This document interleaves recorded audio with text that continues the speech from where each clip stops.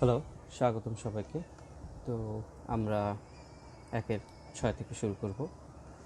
So 1-6 number.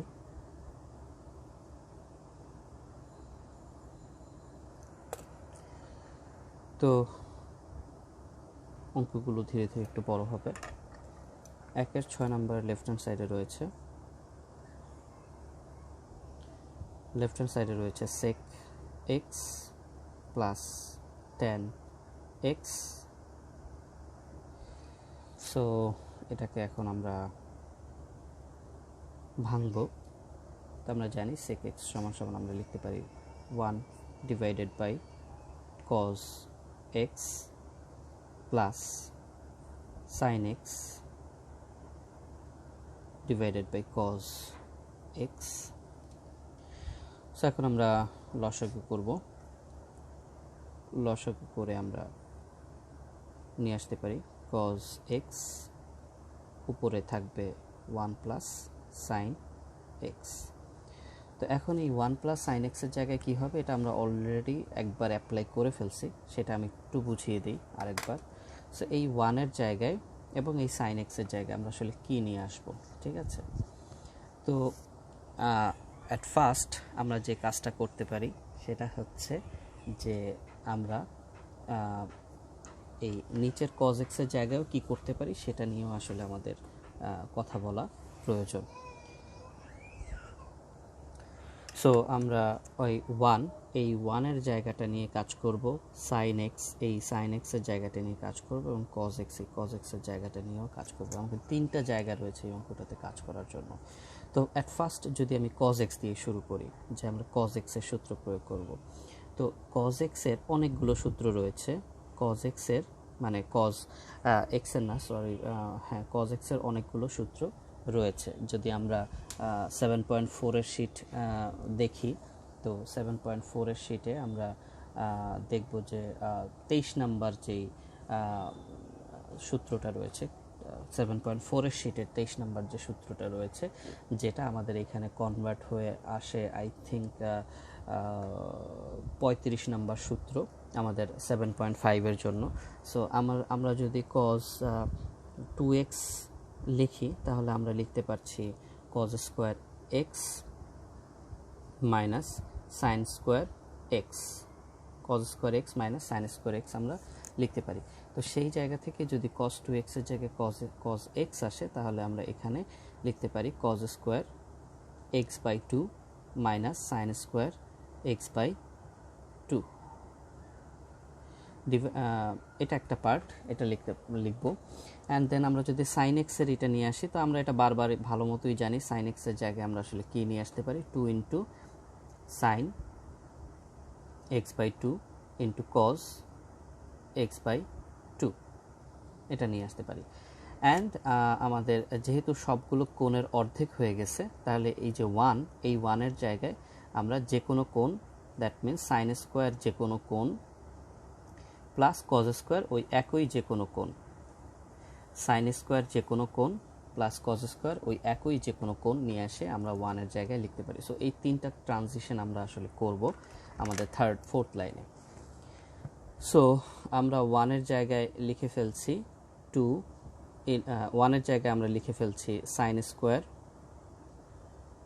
X by 2 plus cos square x by 2 plus sine x এর জায়গায় আমরা লিখছি 2 into sine x by 2 into cos x by 2 divided by cos x. Cos x এর জায়গায় লিখছি cos square x by 2 minus sine square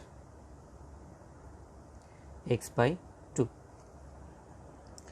এখন আমরা লবের দিকে যদি তাকাই তাহলে আমরা দেখব a square plus b square plus 2ab। তাহলে a square plus b square plus 2ab এই জায়গাটাতে আমরা কি করতে পারি, a plus b whole square লিখতে পারি। That means sine x by 2 plus cos x by 2 whole square আমরা লিখতে পারি। আর নিচে আমাদের কি রয়ে গেল, নিচে আমাদের রয়ে গেল cos square x by 2 minus sine square x by 2। এটাকে আমরা a square minus b square হিসেবে কনসিডার করতে পারি।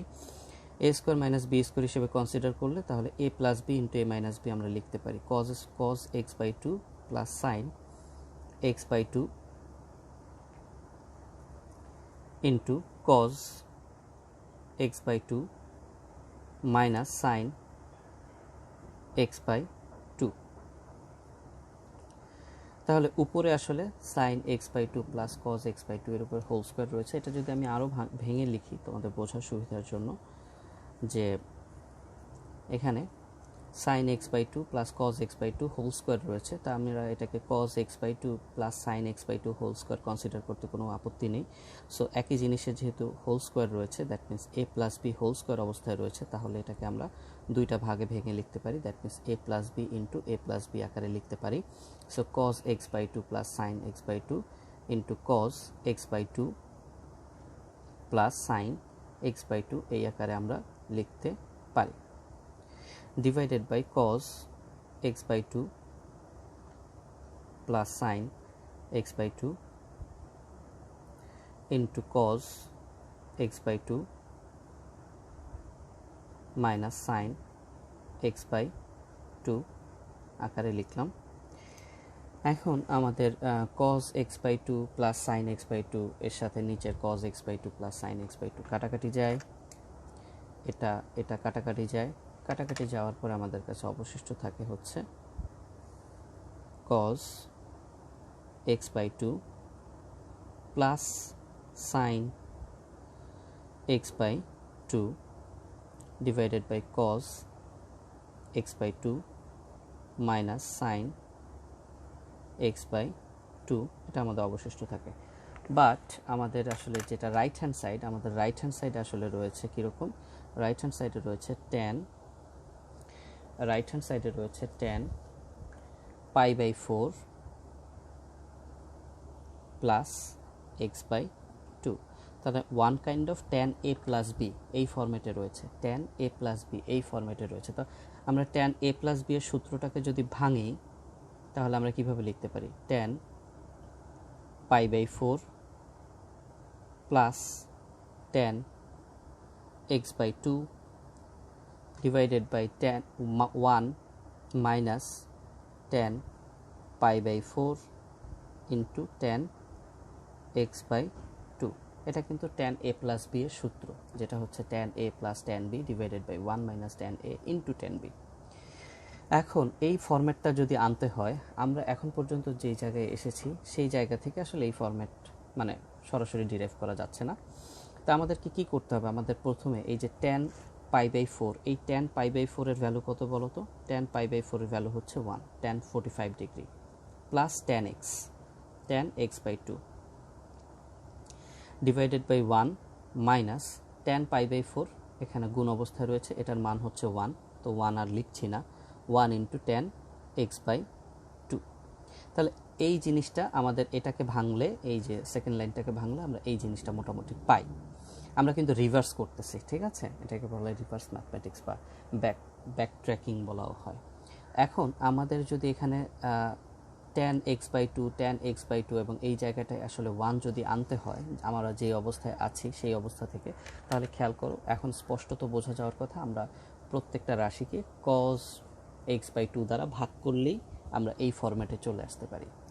দ্যাট মিন্স আমরা যদি লব এবং হরকে যদি আমরা কজ এক্স বাই টু দ্বারা ভাগ করি, that means cos x by two plus sine x by two divided by cos x by two, লবকে ভাগ করলাম, হরে রয়েছে cos x by two minus sine x by two divided by cos x by two. আমরা হরকেও ভাগ করলাম, লবকে এবং হরকে ভাগ করার পরে আমরা পাশাপাশি একটু লিখি। তো লব এবং হরকে ভাগ করলে আমরা আসলে লবেও জিনিসটাকে ডিস্ট্রিবিউট করে দিতে পারি, হরেও জিনিসটাকে ডিস্ট্রিবিউট করে দিতে পারি। কীরকম, যে cos x by two divided by cos x by two plus sine x by two divided by cos x by two, নিচে cos x by two by cos x by 2 minus sin x by 2 divided by cos x by 2। এখন আমরা একটা জিনিস দেখতে পাচ্ছি যে এখানে cos x by 2 cos x by 2, এখানেও cos x by 2 x by 2 কাটাকাটি যাচ্ছে, এবং ডান পাশে plus sin x by 2 cos x by 2, এই জায়গায় কি চলে আসে, tan চলে আসে। তাহলে এখানে আমরা এখানে এটা লিখতে পারি যে 1 plus tan x by 2 1 minus tan x by 2। তো এখন 1 প্লাস tan x by 2 এবং 1 মাইনাস tan x by 2, এখন এই 1 এর জায়গায় মানে আমরা বোঝার সুবিধার জন্য আরও একটা লাইন এক্সট্রা দরকার হলে করি, 1 প্লাস tan x by 2 লিখলাম, 1 মাইনাস এই যে tan x by 2 তার সাথে একটা 1 গুণ অবস্থায় ধরে নিয়ে আমরা লিখতে পারি 1 ইন্টু tan x by 2, যদিও এই লাইনটা লেখার কোনো মানে ছিল না, তোমরা ডেফিনেটলি লিখবে না। সো ইজ ইকুয়ালস টু, এখন এই 1 এর জায়গায় আমরা যদি tan পাই বাই 4 নিয়ে আসি, tan pi by 4 plus tan x by 2 divided by 1 minus tan pi by 4 into tan x by 2। তাহলে কি দাঁড়ালো, tan a plus tan b divided by 1 minus tan a into tan b। তাহলে আমরা easily এটা লিখতে পারছি tan a plus b। তাহলে easily আমরা এটা লিখতে পারি tan a that means pi by 4 plus b that means x by 2, that's it. এবং খেয়াল করে দেখো এটাই কিন্তু আমাদের targeted math, right hand side. So আমি সবসময় প্রমাণের অঙ্কগুলোর ক্ষেত্রে একটা কথা বলি যে আমাদের রাইট হ্যান্ড সাইডে কী রয়েছে সেই জিনিসটার দিকে আমাদের বেশি খেয়াল রাখতে হবে, এবং কিছু কিছু ক্ষেত্রে আমাদের ব্যাক ট্র্যাকিং করা প্রয়োজন হতে পারে। ব্যাক ট্র্যাকিং মানে রাইট হ্যান্ড সাইড থেকে কিভাবে লেফট হ্যান্ড সাইডে যাওয়া যায়, এটাকে ব্যাক ট্র্যাকিং বলা হয়, ঠিক আছে। বা যেটা মান নির্ণয় করতে হবে সেই মান নির্ণয় থেকে মূল অঙ্কতে কীভাবে আসা যায় সেটাকে ব্যাক ট্র্যাকিং বলে। সো ব্যাক ট্র্যাকিং করলে আমরা আসলে বুঝতে পারবো যে কোনটা কেন করছি, মানে কেন আমি এই সূত্রটা আনবো, কেন আমি এভাবে অঙ্কটা করবো, এই সবগুলো কেনর উত্তর পাওয়া যায় আসলে যদি রাইট হ্যান্ড সাইডের দিকে নজর রাখা যায় এবং ব্যাক ট্র্যাকিং করা যায়। সো এই ভিডিওটা এতটুকুই, আমরা পরের ভিডিওতে পরের ম্যাথগুলো করব।